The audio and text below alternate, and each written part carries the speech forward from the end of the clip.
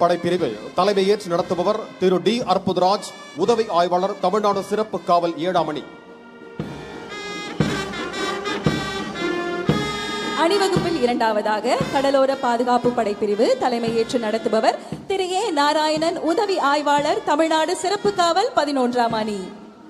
அணிவகுப்பில் மூன்றாவதாக இரு மாநில ஒற்றுமையை பறைசாற்றும் கேரள காவல் படைப்பிரிவு தலைமையேற்று நடத்துபவர் திரு ராஜேஷ், உதவி ஆய்வாளர், கேரள காவல். அணிவகுப்பில் அடுத்ததாக சிங்கப்பெண் படைப்பிரிவு தலைமையேற்று நடத்துபவர் திருமதி ஆர் விஜயலட்சுமி, பெண் உதவி ஆய்வாளர், தமிழ்நாடு சிறப்பு காவல் படை 5ஆம் அணி. அணிவகுப்பில் ஐந்தாவதாக மாநில காவல் வாத்திய குழு, சென்னை பெருநகர குடலுதும் குழு மற்றும் ஆயுதப்படை வாத்திய குழு தலைமையேற்று நடத்துபவர் திரு தயாளன், ஆய்வாளர், தலைமை அலுவலகம்.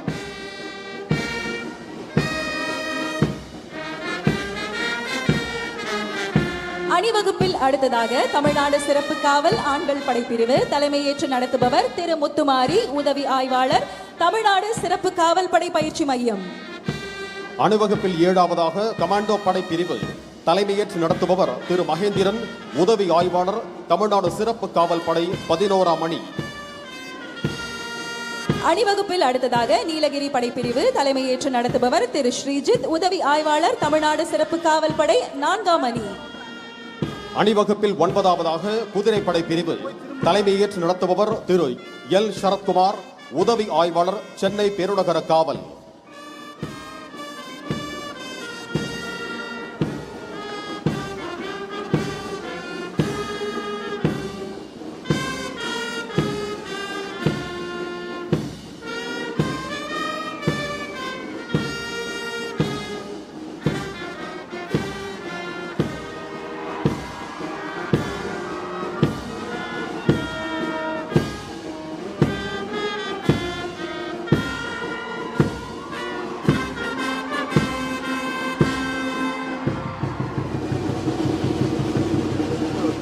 அணிவகுப்பு தலைவர் அவர்கள் கோட்டை நுழைவு வாயில் அருகே மாண்புமிகு தமிழ்நாடு முதலமைச்சர் அவர்களுக்கு வணக்கம் தெரிவித்துக் கொண்டு தமது குழுவுடன் இணைந்து கொள்வார்கள்.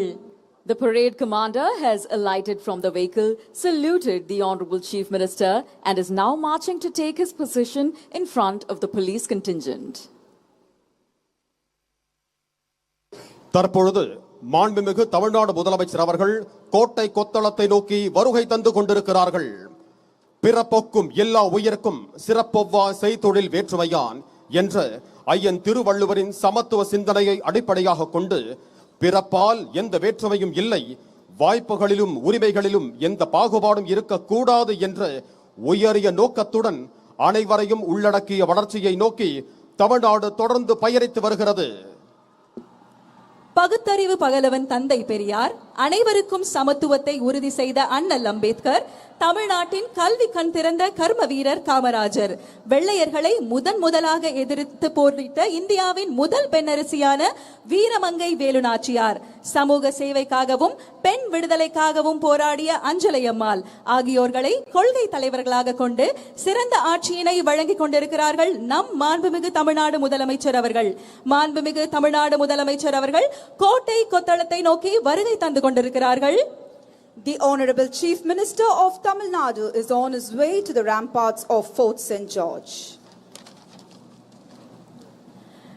தமிழ்நாட்டின் முதலமைச்சராக மட்டுமல்லாமல் தமிழ்நாட்டில் வாழும் ஒவ்வொரு குடும்பத்திலும் குடும்ப அட்டைகளில் பெயர் இடம்பெறாத அண்ணனாகவும் தாய் மாமனாகவும் இருந்து ஒரு குடும்ப உறவாக தனது கடமைகளை செய்து வருகிறார்கள் நமது மாண்புமிகு தமிழ்நாடு முதலமைச்சர் அவர்கள்.